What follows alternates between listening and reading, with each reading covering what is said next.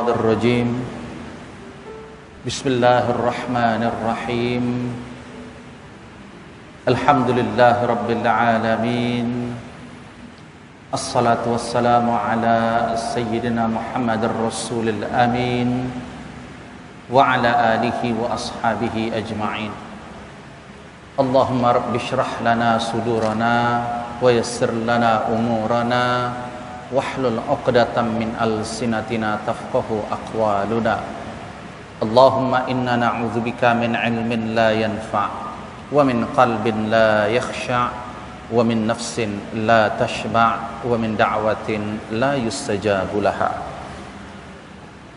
قال الله تعالى في القرآن العظيم أعوذ بالله من الشيطان الرجيم يا أيها الذين آمنوا اتقوا الله حق تقاته ولا تموتن إلا وأنتم مسلمون صدق الله العظيم وقال النبي صلى الله عليه وسلم من خرج في طلب العلم وهو في سبيل الله حتى يرجع أو كما قال النبي صلى الله عليه وسلم. Yang saya muliakan Tuan Imam Masjid Al-Bukhari Hafizakallah, dan yang saya muliakan ahli jawatan kuasa, para asatidz, al-ustadzat, sa'azzakumullah jami'an, serta yang saya hormati tuan-tuan dan puan-puan muslimin dan muslimat rahimakumullahu ta'ala jami'an. Alhamdulillah, puji syukur kita panjatkan kehadirat Allah Subhanahu wa taala, yang mana pada malam hari ini kita masih lagi diberi peluang, diberi taufik serta hidayah oleh Allah Subhanahu wa taala untuk bersama-sama hadir berkumpul di rumahnya yang mulia ini, khususnya melaksanakan salat fardu maghrib secara berjamaah. Dan marilah kita memohon, bermunajat kepada Allah Subhanahu wa taala agar setiap ibadah yang kita kerjakan, khususnya salat fardu maghrib yang baru sahaja ditunaikan, ianya mendapat taufik serta diterima oleh Allah Subhanahu wa taala. Amin ya rabbal alamin. Tuan-tuan yang dirahmati Allah sekalian, malam hari ini kita akan teruskan wasiat Rasulullah sallallahu alaihi wasallam yang berikutnya, yang mana wasiat ini berkenaan dengan minum arak. Daripada Abu Ad-Darda radhiyallahu anhu qala, Abu Ad-Darda radhiyallahu anhu pernah mengatakan, awsani khalili sallallahu alaihi wasallam faqala, bahwa Nabi Muhammad sallallahu alaihi wasallam pernah berwasiat kepadaku, kata Abu Ad-Darda. Jadi wasiat yang disampaikan oleh Rasulullah kepada Abu Ad-Darda dan kepada seluruh umatnya, karena bukanlah khusus hadis ini apabila didengar, apabila disampaikan kepada seorang sahabat, ianya hanya ditentukan ataupun khusus untuk sahabat yang mendengar itu sahaja, melainkan ianya umumul lafzi. Jadi bukan hanya bi khusus syakhsi atau sabab. Apa kata Rasulullah berwasiat kepada Abu Darda dan juga kepada seluruh umatnya? La tashrabanna al-khamar. Janganlah engkau sekali-kali meminum arak, kata Rasulullah. Fa innaha miftah kulla syarrin. Ini kerana arak itu merupakan miftahu kulli syarrin, kunci bagi semua keburukan serta kejahatan. Jadi Rasulullah sallallahu alaihi wasallam di dalam hadis ini mewasiatkan kepada seluruh umatnya untuk menjauhi arak, untuk tidak mendekati, apatah lagi meminum arak tersebut. Satu di antara sebab serta alasan larangan Rasulullah tersebut adalah bahwa arak ini merupakan miftah, kunci bagi semua keburukan dan juga perkara-perkara yang bahaya serta mudarat. Dan tentunya minum arak merupakan mufsidatun lid-din, dapat merosak agama, merosak tubuh badan, kesehatan, dan juga arak ini boleh menyebabkan seseorang itu melakukan jinayah kepada diri sendiri, kepada orang lain, dan kepada sesiapa sahaja yang ada di dekatnya. Yang mana orang yang meminum arak ini, ianya telah berusaha untuk merusak, untuk mencari kerusakan dengan sengaja melalui tangan serta lidahnya. Dan tentunya perbuatan ini merupakan satu daripada tanda akhlak yang buruk, tanda akhlak yang tercela. Jadi dalam wasiat ini, insya-Allah, tuan-tuan dan puan-puan dirahmati Allah, yang akan kita ulas adalah bagaimana step ataupun langkah-langkah pengharaman arak di dalam syarak, khususnya dalam syariat Nabi Muhammad sallallahu alaihi wasallam. Kemudian juga akan kita bahas di dalam poin wasiat ini bagaimanakah pengharaman khamar menurut sunnah Rasulullah sallallahu alaihi wasallam. Apa keburukan, apakah kerusakan, apakah mudarat yang akan didapat oleh seseorang yang meminum arak. Kemudian akan kita sebut juga dalam poin wasiat ini apakah ungkapan serta pesan para sahabat Rasulullah sallallahu alaihi wasallam, serta yang terakhir akan kita bahas dalam wasiat ini ada 10 sebab ataupun keburukan dan kerusakan yang terdapat di dalam arak. Maksudnya ada 10 keburukan yang akan berlaku bagi orang-orang yang meminum arak, dan 10 perkara ini kita nakalkan daripada ucapan Al-Imam As-Samarqandi rahimahullahu ta'ala. Jadi tuan-tuan dan puan-puan dirahmati Allah, juga akan kita singgung sedikit sebanyak berkenaan dengan isu-isu yang berlaku khususnya yang semasa ini. Contohnya arak yang ada kena mengena dengan alkohol.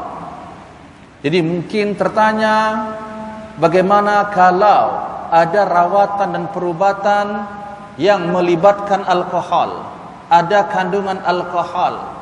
Begitu juga mungkin rawatan ini sama ada diminum ataupun digunakan secara luaran seperti membersihkan luka atau hand sanitizer atau juga tisu yang mengandungi alkohol, pewangi yang mengandungi alkohol, termasuklah juga parfum yang mengandungi alkohol, dan yang paling utama sekali adalah makanan yang mengandungi wine, yaitu arak. Ini umumnya berlaku ya bagi orang-orang yang khususnya ingin marketing makanan-makanan yang makanan ini supaya tahan dan bertahan lama, diawetkan. Dan ini ada kena mengena dengan ketakwaan, tuan-tuan dirahmati Allah. Apa yang ingin saya sampaikan di sini, jangan sembarang makanan yang kita mungkin nampak halal, ternyata ada syubhah dalam makanan tersebut. Contohnya kek ataupun makanan-makanan lain yang mengandungi di dalamnya wine ataupun arak, tuan-tuan. Ini khususnya dalam mazhab Al-Imam Asy-Syafi'i confirm sudah mengandungi najis. Dan wine itu menjadikan makanan itu sebagai najis. Kalau makanan itu najis, tentunya perkara itu adalah haram. Perkara yang memabukkan, khususnya wine yang dimasukkan ke dalam makanan itu adalah haram. Jadi apa yang nak saya sampaikan juga melalui wasiat ini, berhati-hati daripada perkara yang syubhah. Apatah lagi memang kita sudah jelas tahu ianya mengandungi arak. Dan terkadang sedihnya, tuan-tuan yang dirahmati Allah, umat Islam yang mengaku beriman kepada Allah dan juga Rasulullah, Tapi dalam bab-bab alkohol ataupun dalam bab arak ni, tidak semua umat Islam yang sensitif. Dia kata janji sudah ada. Memang benar, kita nampak sudah ada label halal. Tapi itu tidak cukup tuan-tuan. Maknanya ada juga kepada darjat yang wara'. Memang tuan-tuan sudah lepas apabila memakan sesuatu makanan yang sudah diberi izin halal. Karena kalau perkara itu juga mengandungi haram, bukan kita yang bertanggung jawab. Tetapi juga Allah memberi firasat kepada orang yang beriman. Ada rasa, ada feel, ada insting, ada keraguan. Ini yang namanya syubhah, tuan-tuan. Dan Rasulullah mengatakan, innal halala bayyin wa innal harama bayyin wal umur bainahuma mushtabihat. Sesungguhnya perkara yang halal sudah jelas di dalam Islam. Perkara yang haram juga sudah jelas di dalam Islam. Tapi ada terdapat di antara dua perkara halal dan haram ini, perkara yang dinamakan syubhah. Dan Nabi mengatakan, la ya'lamuhunna katsirum minan nas. Tidak ramai manusia ini tahu betul apa itu syubhah. Faman ittaqa asy-syubha faqad istabra'a li dinihi wa 'irdihi. Jadi sesiapa yang memelihara diri dia daripada perkara-perkara syubhah, maka sungguh ia telah memelihara agamanya, irdihi, dan juga marwah serta nama baiknya. Faman waqa'a fi syubhat faqad waqa'a fil haram. Tetapi sesiapa yang melakukan perkara syubhah, maka ia sungguh telah melakukan perkara yang haram. Dan saya nakalkan daripada ucapan Ibnu Al-Munzir daripada kitab Al-Wafi fi Syarhi Al-Arba'in An-Nawawiyah li Mustafa Al-Bugha, bahwa Ibnu Al-Munzir membahagi syubhah itu ada 3. Yang ini insya-Allah nanti akan saya ulas, tuan-tuan dan rahmati Allah, berkenaan dengan isu-isu makanan, termasuk juga perubatan dan juga rawatan yang ada melibatkan alkohol dan juga melibatkan arak. Jadi yang pertama ingin kita ulas dulu adalah pengharaman khamar di dalam Al-Qur'anul Karim. Di sini dinyatakan bahwa Allah mengharamkan khamar di dalam Al-Qur'an adalah bukan secara directly pada saat itu juga. Maknanya di dalam Islam pengharaman khamar ini berkala, tuan-tuan. Ada tahapannya. Ini kerana orang-orang Arab pada masa jahiliyah, mereka memiliki satu budaya, bahkan menjadi satu kebanggaan bagi mereka itu adalah meminum arak. Karena pada saat itu jelas belum ada hukuman hudud, ancaman dan lain sebagainya daripada pemerintahan dan juga daripada ulil amri. Karena masa jahiliyah bukan maksudnya orang tu tak pandai membaca dan menulis. Kalau tak pandai membaca dan menulis, ini yang disebut ummi. Nabi SAW tidak disebut jahil, tuan-tuan.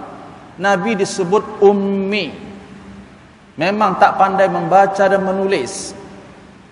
Orang Arab jahiliyah, mereka jahil bukan tak pandai membaca dan menulis, tapi jahil terhadap agama Allah.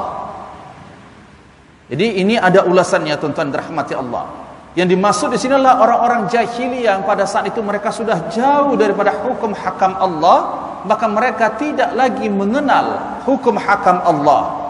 Jadi pada saat itu mereka sudah menjadikan minuman arak ini satu daripada tradisi ataupun budaya yang sukar untuk dipisahkan daripada kehidupan mereka.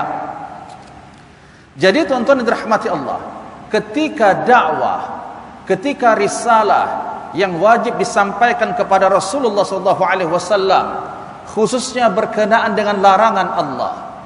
Jadi risalah yang disampaikan oleh para rasul-rasul ini, tuan-tuan, khususnya Nabi Muhammad SAW, secara kesimpulannya ada 2. Risalah yang pertama mengandungi perintah Allah, Risalah yang kedua mengandungi larangan Allah. Perintah Allah di sini sama ada berkaitan dengan ilmu akidah ataupun tauhid, ilmu syara' ataupun akhlak, dan termasuk muamalat. Begitu juga larangan Allah dalam bab akidah ataupun tauhid, dalam bab syariat, fiqh, termasuk muamalat, dan termasuk juga larangan Allah berkenaan dengan akhlak. Jadi satu daripada syariat larangan Allah yang disampaikan melalui Rasulullah SAW adalah meminum arak.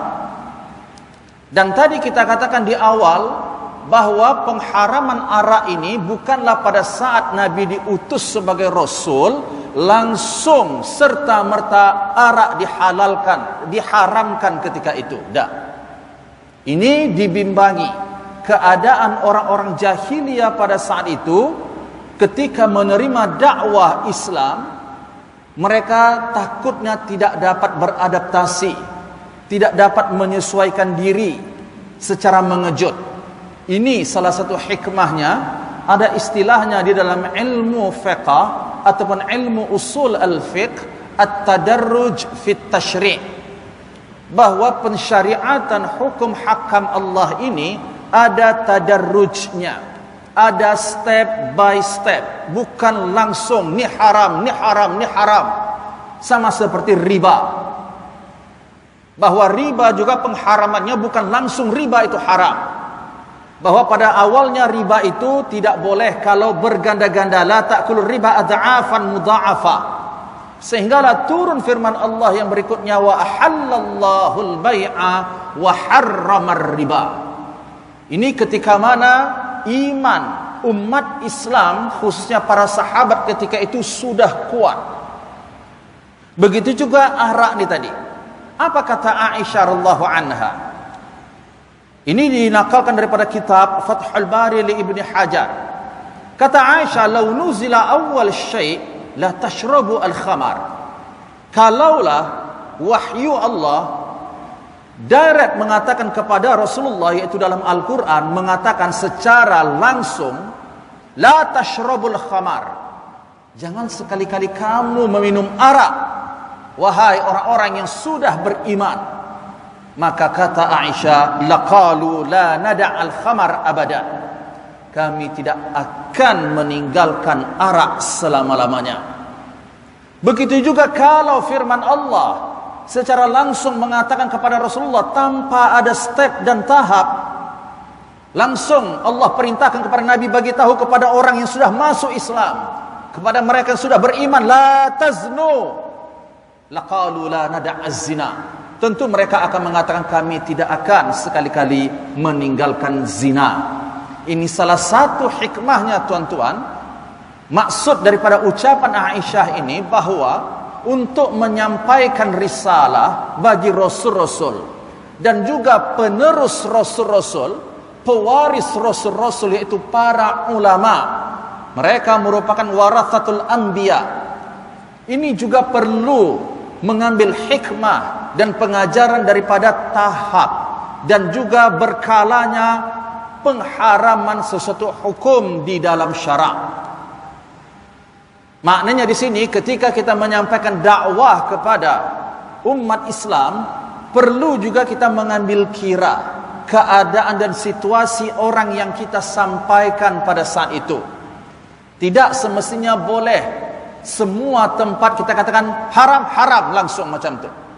Perlu kita berlapik dan perlu juga ada tahapannya, tuan-tuan dirahmati Allah. Jadi Contohnya ini saya nakalkan daripada apa yang disampaikan Allahu yarham Dr. Yusuf Al-Qardawi dalam Fiqh Al-Awlawiyat, Fiqh keutamaan. Jadi dalam Islam ini sangat bagus sekali tulisan Allah yarham Dr. Yusuf Al-Qardawi rahimahullahu ta'ala, Fiqh Al-Awlawiyat. Umat Islam memang dituntut untuk melakukan perintah Allah, menjauhi larangan Allah. Tapi tidak semua umat Islam faham dan tahu betul yang mana yang lebih diutamakan terlebih dahulu dan yang mana pula diakhirkan terlebih dahulu. Maksudnya ada perkara-perkara tu kita perlu masa dulu. Jangan bagi tahu semuanya hukum hakam tu. Contoh yang disebut oleh Dr. Yusuf Al-Qaradawi dalam kitabnya Fiqhul Awlawiyat. Satu tempat pernah disampaikan dakwah kepada pengetua kampung tersebut.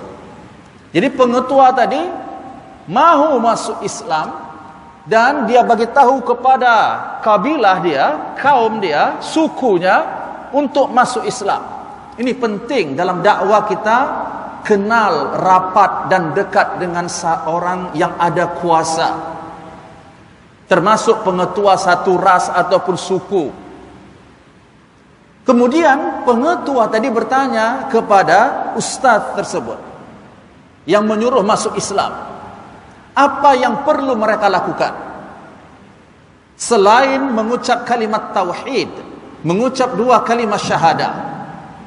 Karena fiqh al-awlawiyat tadi kurang difahami oleh setengah pendakwah. Saya mohon maaf tuan-tuan dirahmati Allah, termasuklah juga saya, bahwa ia mengatakan selepas kamu mengucapkan dua kalimat syahadat, perkara yang pertama sekali kamu kena buat adalah khitan, sunat.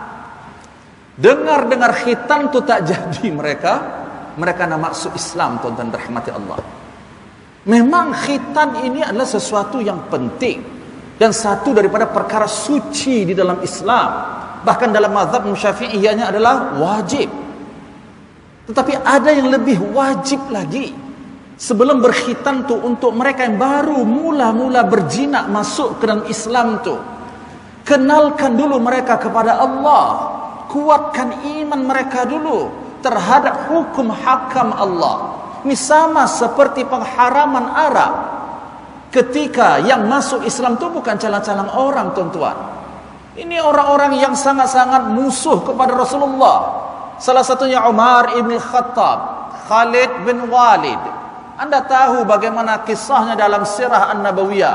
Mereka adalah sebelum Islam orang-orang yang sangat tegas, khususnya kepada Rasulullah sallallahu alaihi wasallam. Tapi dengan izin Allah, hati mereka tunduk terhadap agama Allah Subhanahu wa taala. Jadi apa yang ingin saya sampaikan di sini, tuan-tuan, pengharaman khamar itu bukanlah pertama sekali di awal langsung Allah katakan haram. Jadi ada beberapa tahap dan peringkat. Tahap pertama Allah mengatakan di dalam surah An-Nahl ayat 67. A'udzu billahi minasyaitonir rajim. Wa min thamaratin nakhil wal a'nab tattakhidhuna minhu sakara wa rizqan hasana.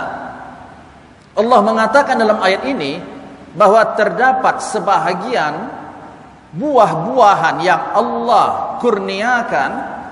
Di antara buah-buahan tersebut adalah buah tamar, wal a'nab, dan juga buah anggur. Yang mana buah tamar dan anggur ini, di antara kamu, wahai hambaku, kata Allah, ada yang menjadikannya sebagai minuman yang memabukkan, dan ada pula yang menjadikannya sebagai minuman yang halal dan yang lazat. Jadi ayat ini belum secara clear, ya, belum secara qat'i, direct kata haram arak yang terbuat sama ada pada anggur ataupun tidak. Cuma Allah mengatakan umumnya dahulu arak itu dibuat daripada anggur, tuan-tuan dirahmati Allah. Sebab itu Allah katakan dalam ayat ini, terdapat di antara buah-buahan yang dikurniakan oleh Allah, buah-buahan itu ada di antara manusia ini menjadikan buah-buahan itu sebagai minuman arak, ada pula sebagai minuman yang baik ataupun minuman yang halal. Fakanu yashrabunaha, maka pada saat itu orang-orang masih lagi meminum arak tersebut.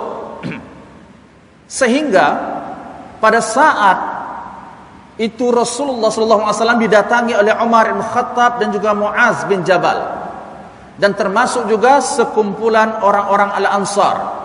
Mereka menjumpai Rasulullah SAW. Apa kata mereka? Ya Rasulullah, aftina fil khamar wal maisir. berikan kami hukum tentang minum arak dan juga judi ya Rasulullah. Jadi dalam bab arak ini bukan hanya tajuknya minum sahaja. Yang buat, yang tolong buat, yang tolong bawa, ni akan kita sebut nanti apa hukumnya tuan-tuan dan rahmati Allah. Sebab ini ada kena mengena dengan kewaraan. Dan wara' ini ada kena mengena dengan taqwa. Taqwa merupakan khairuz zad. Wa tazawwadu fa inna khairuz zad at-taqwa. Sebaik-baik bekal, tak ada lagi yang lebih baik daripada takwa, bekalan umat Islam di dunia dan akhirat. Apa kena mengena takwa dengan wara'? Wara' khususnya dalam bab syubhah yang saya sebutkan tadi. Karena Rasulullah mengatakan, la yablugh al-'abdu minal muttaqin hatta yada'a ma la ba'sa bih hadaran mimma bihi ba's. Kata Rasulullah, tidaklah seorang hamba itu sampai kepada level takwa. Orang yang bertakwa, kata Rasulullah. Bilakah seseorang itu boleh sampai kepada level takwa?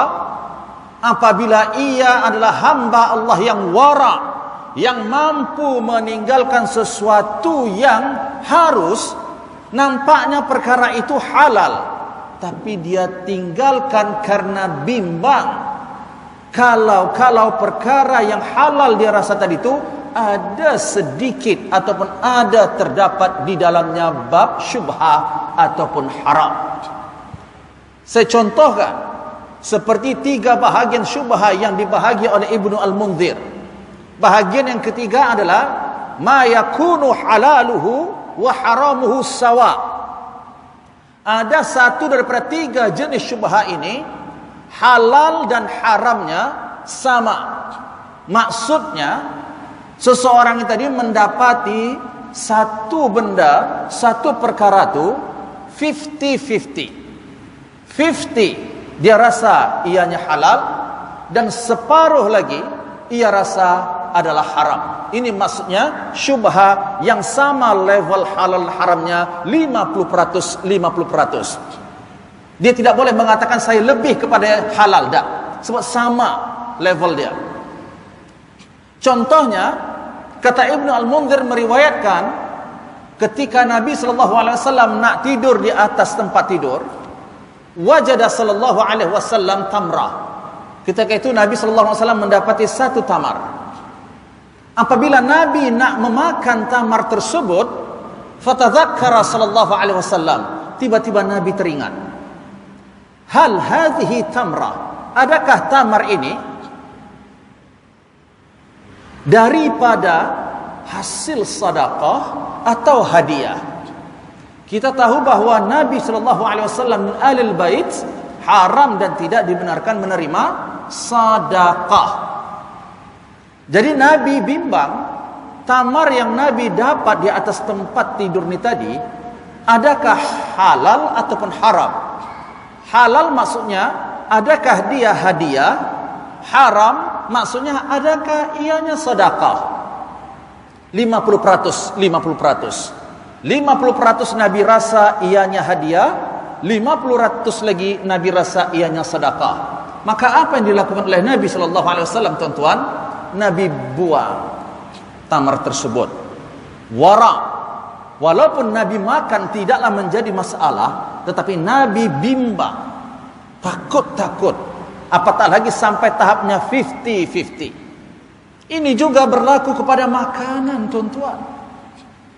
Yang kita, anak kita, keluarga kita, tolong ya tuan-tuan yang dirahmati Allah, jangan fikir ketika kita hidup di dalam memeluk agama Islam yang ada keluarga, kita hanya dituntut menyelamatkan diri kita sahaja.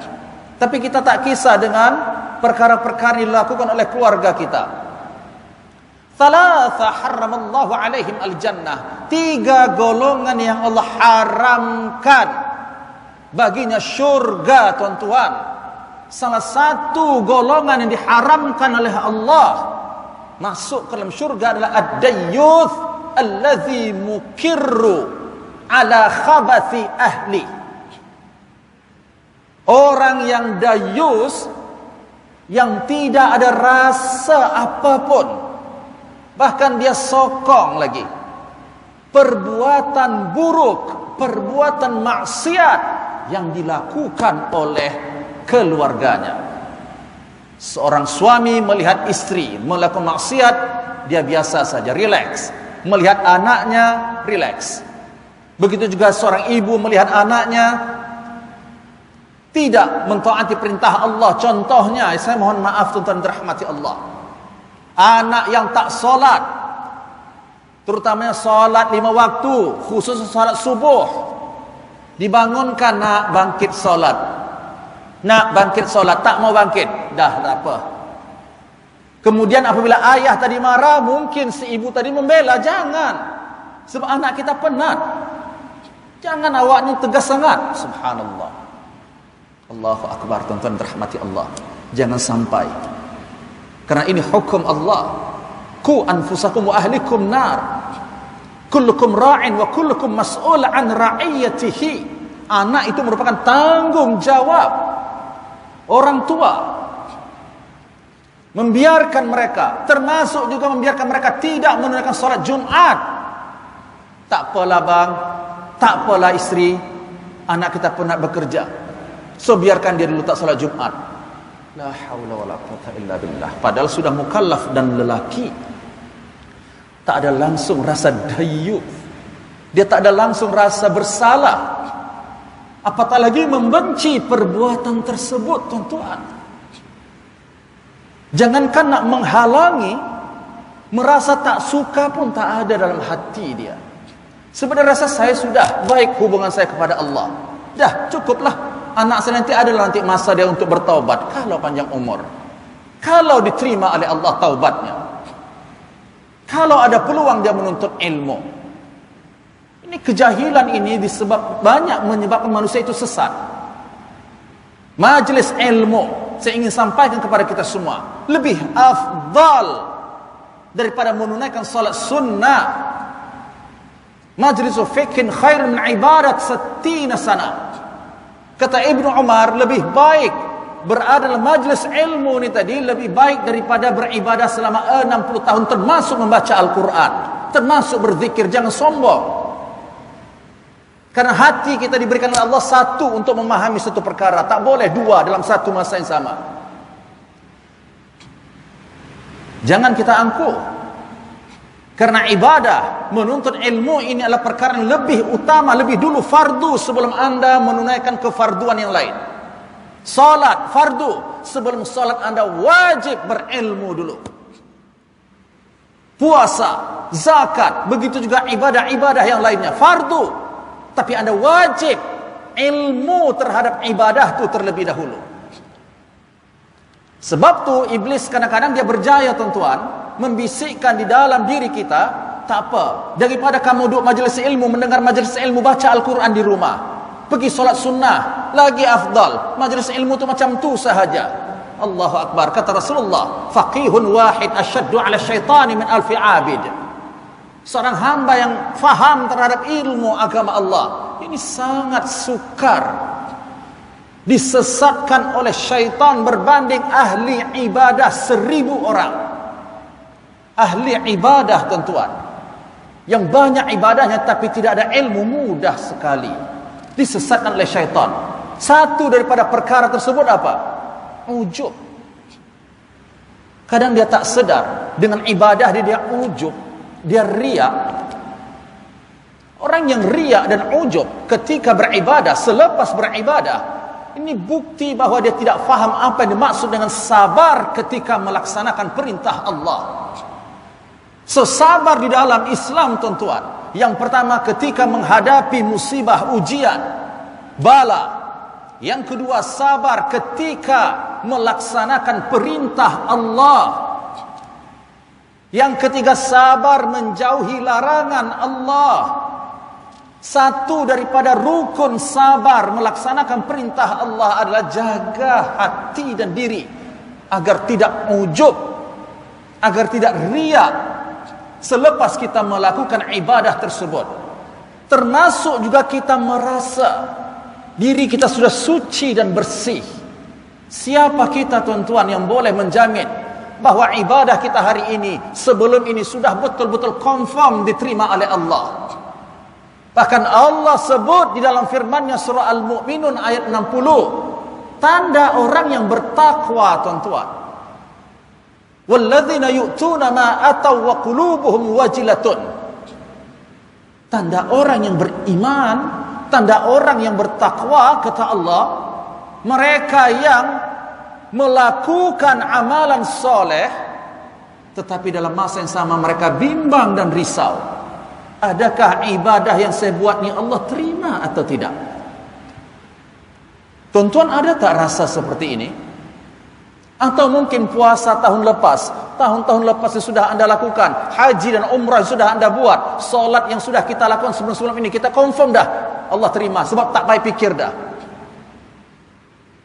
Solat itu tuan-tuan bukan mudah nak dapat fully markah. Bolehkah kita confirm daripada awal niat takbiratul ihram sampai salam kita betul-betul khusyuk? Kalau kita jelaskan asnaf golongan orang yang solat menurut Ibnu Al-Qayyim, terkejut kita tuan-tuan. Bahkan ada golongan orang yang solatnya diazab oleh Allah, na'udzubillah min dzalik. Solat, bagaimana kalau tak solat lagi tuan-tuan? Jadi saya ingin kembali kepada pembahasan kita tadi bahwa bab syubhat ini dalam bab makanan, bagi tahu kepada anak keluarga walau sesedap selazat apapun makanan itu, kalau anda ragu makan ini halal atau tidak, agak-agak ada tak benda yang haram masuk ni, wine ataupun yang mengandung khinzir dan lain sebagainya, macam-macam penipuan yang berlaku pada saat ini tuan-tuan untuk mengayakan diri mereka. Kita yang dituntut untuk menuntut ilmu ni tadi, pahami dan amalkan ilmu itu, sampaikan. Jangan sembarang main makan sahaja. Makanan yang ada wine tadi, kita bicara dalam mazhab Syafi'i ini hukumnya haram, najis tuan-tuan. Tapi soalan saya, ada tak muncul perasaan tu pada saat tuan-tuan nak beli makanan, apatah lagi pada saat mereka yang pergi melancong ke negara-negara yang bukan Islam, di negara yang umumnya umat Islam pun masih lagi belum menjamin halalnya semua makanan itu, apatah lagi negara dipimpin oleh orang yang bukan Islam. Negara bukan Islam maksud negara dipimpin oleh orang yang bukan Islam. Rotinya, makanan, menunya, semuanya sudah pasti kah tuan-tuan? Ada 50% saja saya mau tanya dulu, belum tentu. Dan memang pula terkenal apabila kita nak makan itu lazat menurut pendapat orang-orang yang ahli masakan dan lain sebagainya. Saya bukan maksudnya nak memburuk-burukkan mana-mana pihak, bukan, tapi saya cuma nak sampaikan poin apa. Bagi umat Islam hendaklah berhati-hati dalam memasukkan sesuatu perkara yang ada di dalam perut dia. Sebab tu tajuk wasiat yang Rasulullah larang bab khamar ni bukan hanya arak yang kata jenisnya anggur yang dibuat oleh orang-orang Arab jahiliyah dulu. Pada saat ini bukan namanya khamar dah tuan-tuan, namanya wine, whisky, entah apa namanya, tak tahu. Mengandungi makanan tak? Bagaimana pula kalau minuman yang mengandungi alkohol ataupun wine? So kita fokus kepada makanan ini tadi dulu. Sampaikan. Ada saja ragu di hati kita. Kita peduli dengan iman kita, kesucian yang akan masuk ke dalam badan kita ni. Jangan sampai ada syubhat. Sebab dia tak pasti. Tapi karena sedap, karena viral, karena orang ramai, so hentam saja. Inilah menggambarkan kita tidak ada ilmu. Tapi kalau ada ilmu, silakan tuan nak makan di mana pun tak ada masalah. Pastikan kita hidup ini ada ilmu. Jadi tahap yang pertama mengharamkan khamar ini seperti ayat dalam surah An-Nahl tadi. Maka ketika itu Rasulullah ditanya oleh Umar, Mu'adz dan juga sebahagian orang Al-Ansar, "Ya Rasulullah, tolong beritahu kepada kami hukum meminum arak dan juga berjudi. Karena mereka sendiri mengakui, siapa? Umar ibn Khattab dan juga para sahabat yang sudah Islam ketika itu belum lagi secara mutlak arak diharamkan. Tetapi ada ketidakselesaan, ada efek negatif dirasakan oleh orang yang beriman nidah. Sebab tu mereka bertanya kepada Rasulullah, bukan tak puas hati. Ya Rasulullah, bagaimana sebenarnya hukum minum arak ni? Karena kami sedar meminum arak ini memang menghilangkan akal waras, juga banyak membazir harta. Ketika ditanya, turunlah firman Allah Subhanahu wa taala surah Al-Baqarah ayat 219. A'udzubillahi minasyaitonir rajim. Yas'alunaka 'anil khamri wal maisir. Qul fihima ithmun kabir wa manafi'u lin-nas wa ithmuha akbar min naf'ihima. Juga ayat yang kedua ni belum lagi secara sharih, secara jelas mengharamkan arak tadi tuan-tuan. Luasnya rahmat Allah. Allah itu maha mengetahui. Satu daripada hikmahnya kenapa arak tak langsung diharamkan. Sebab Allah tahu hati makhluk yang masuk Islam tadi, kalau di direct dikatakan haram, mereka akan berpaling daripada agama Islam. Itu yang tuan-tuan dirahmati Allah ketika kita belajar fiqhus sirah an-nabawiyah. Berapa lama Nabi sallallahu alaihi wasallam menjadi seorang rasul tuan-tuan? 23 tahun. Dan kalau anda rujuk 23 tahun ini, 13 tahun umumnya ayat-ayat yang Allah turunkan kepada Rasulullah itu namanya Makkiyah. Ciri-ciri ayat Makkiyah kata ulama-ulama tafsir, ianya lebih fokus membicarakan tentang akhlak dan akidah. 13 tahun tuan-tuan Nabi berada di Makkah. Fokus utamanya apa tuan-tuan? Akidah dan akhlak. Innama bu'ithtu liutammima makarimal akhlak. Maknanya, seseorang yang sudah mentauhidkan Allah pun tidak menjamin akhlak dia baik. Sebab tauhid yang benar ini perlu bersama dengan akhlak yang sempurna. Innama bu'ithtu liutammima makarimal akhlak, kata Rasulullah.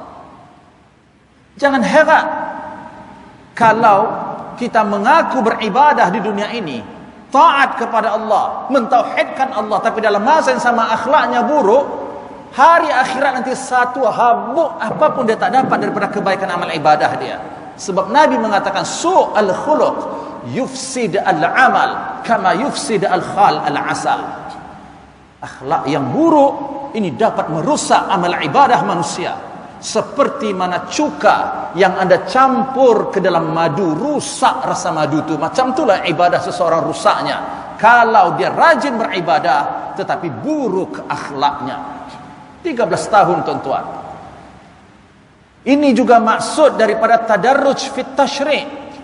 Kemudian 10 tahun Rasulullah di Madinah, umumnya surah Madaniyah barulah menceritakan tentang hukum hakam syara', atau istilahnya di dalam ilmu tafsir ayat al-ahkam, halal, haram, makruh, mandub, sunnah, mubah. Ini kalau dalam Al-Quran namanya ayatul ahkam, berkenaan dengan ilmu fiqh. Tapi Nabi mula-mula diutus sebagai Rasul ketika menyampaikan dakwah di Mekah, belum lagi cerita tentang arak tuan-tuan, belum lagi cerita tentang haramnya judi.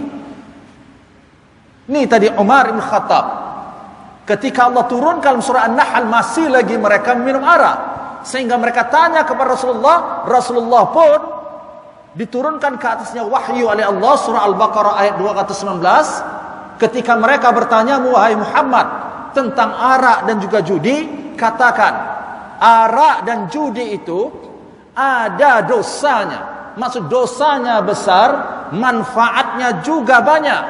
Tetapi ithmuhuma, dosa arak dan judi ini lebih besar daripada manfaatnya. Belum lagi secara jelas mengatakan arak dan judi itu adalah haram. Sehingga pada satu ketika Abdurrahman bin Auf membuat satu kenduri, tuan-tuan. Dia buat jamuan. Kemudian dia panggil sahabat-sahabat Nabi sallallahu alaihi wasallam. Saya ingin sampaikan kepada kita, ketika itu mereka sudah Islam, tapi arak belum lagi secara mutlak diharamkan. Ada satu masa Abdurrahman bin Auf tadi dia membuat jamuan, dia panggil sahabat-sahabatnya dan dia hidangkan arak dan juga makanan. Sehingga fa'atahum bi khamar fasharibu hadarat. Pada saat Abdurrahman bin Auf dan juga para sahabat tadi menyantap jamuan, masuk waktu maghrib. Fa taqaddama ahaduhum liyusalliya bihim.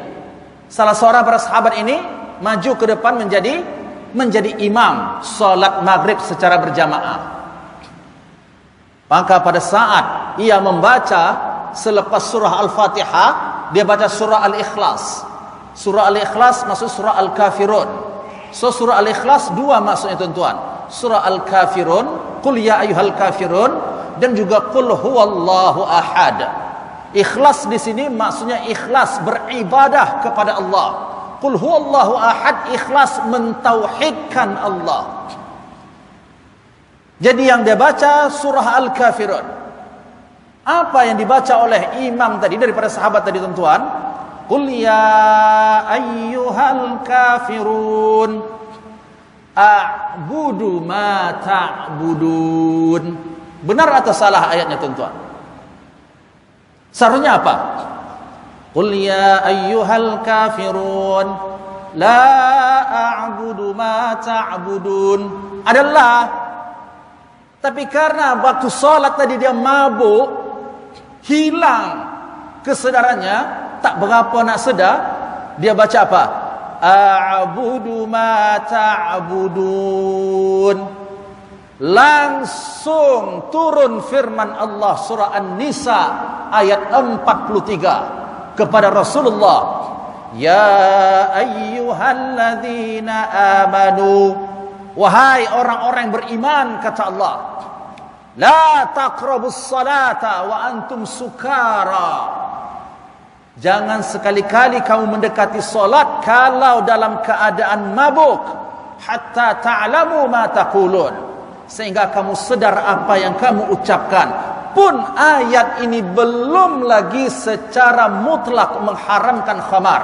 Cuma Allah kata kalau mabuk jangan solat dulu. Itu maksudnya. Pastikan anda sedar dan paham apa yang anda sebut, apa yang anda baca, barulah anda mendekati salat.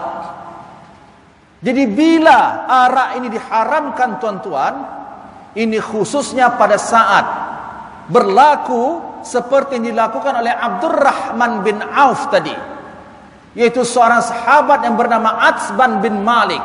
Dia membuat satu jamuan yang daripada jamuan ini tadi dihidangkan arak dan lain sebagainya, sehingga menyebabkan para sahabat ini tadi merendahkan dan menghina sahabat yang lain. Terjadilah pergaduhan pada saat itu, tuan-tuan.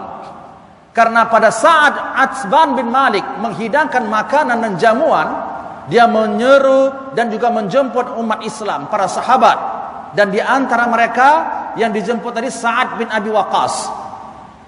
Maka secara adatnya, secara culture, tuan-tuan, ini merupakan satu yang kebanggaan orang Arab juga. Mereka bernasyid, mereka membaca syair.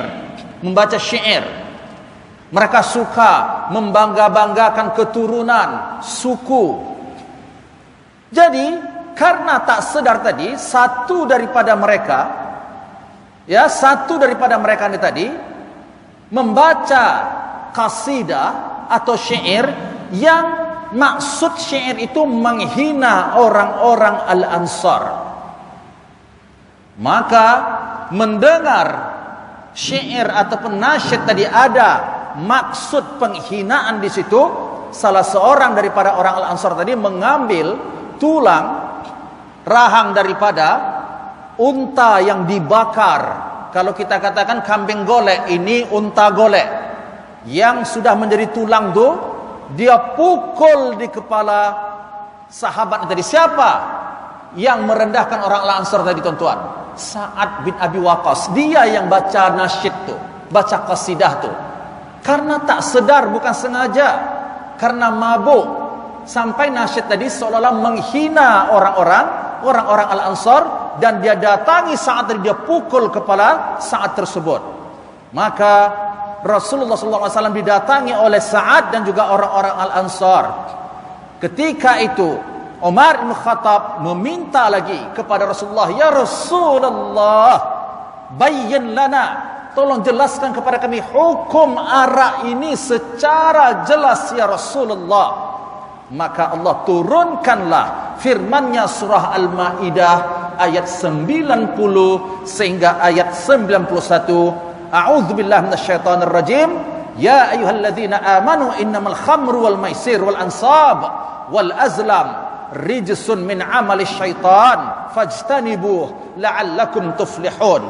Dan insyaallah tuan-tuan dirahmati Allah akan kita ulas nanti, karena satu daripada dalil yang digunakan oleh mazhab fuqaha, di antaranya ulama Asy-Syafi'i, kenapa arak itu haram? Kerana najis. Setiap yang najis itu haram, tetapi setiap yang haram bukan semestinya dia najis. Tapi arak ini memang najis dalam mazhab Al-Imam Asy-Syafi'i. Kenapa? InsyaAllah tuan-tuan akan kita huraikan nanti pada pertemuan yang berikutnya, yang mana pada minggu hadapan kita akan ulas bahwa pengharaman arak ini telah diturunkan oleh Allah dalam surah Al-Maidah ayat 90 sehingga ayat 91. Ketika Umar mendengar ayat ini dibacakan oleh Rasulullah, intahaina rabbana, intahaina, kami stop dah ya Allah, kami takkan dekati judi dan arak ni lagi. Dan insyaAllah kita akan ulas nanti tuan-tuan pembahasan ulama dan fuqaha, khususnya mazhab Al-Imam Asy-Syafi'i, kenapa ia mengatakan bahwa arak dan khamar ini adalah najis. Dan yang kedua, kenapa di dalam ayat ini Allah mengatakan ijtanibu, jauhi. Allah tidak katakan haram, tapi jauhi. Sama seperti zina. Allah tidak mengatakan dalam ayat la taznu, jangan berzina. Tapi Allah sebut la taqrabuz zina. Ini ada makna yang mubalaghah di sini tuan-tuan. Ada maksud yang tersirat, yang mendalam di sebalik penggunaan phrases ataupun ungkapan daripada Allah Subhanahu wa taala. Insyaallah kita akan sebut nanti, kita akan teruskan lagi wasiat ini nanti pada minggu hadapan biiznillah. Kita baca kafarat al-majlis. Bismillahirrahmanirrahim. Subhanakallahumma wa bihamdika asyhadu an la ilaha illa anta astaghfiruka wa atubu ilaik. A'udzubillahi minasyaitonir rajim. Bismillahirrahmanirrahim. Alhamdulillah rabbil alamin. Assalatu wassalamu ala asyrafil anbiya'i wal mursalin wa ala alihi wa ashabihi ajma'in. Allahumma ighfir lana dhunubana wa liwalidina warhamhum kama rabbawna shighara. Allahumma rabbana zidna 'uluman wa tanfa'una fid din wa dunya wal akhirah. Rabbana atina fid dunya hasanah wa fil akhirati hasanah wa qina adzabannar. Wa sallallahu ala sayyidina Muhammad wa ala alihi wa ashabihi ajma'in. Walhamdulillahirabbil alamin. Assalamualaikum warahmatullahi wabarakatuh.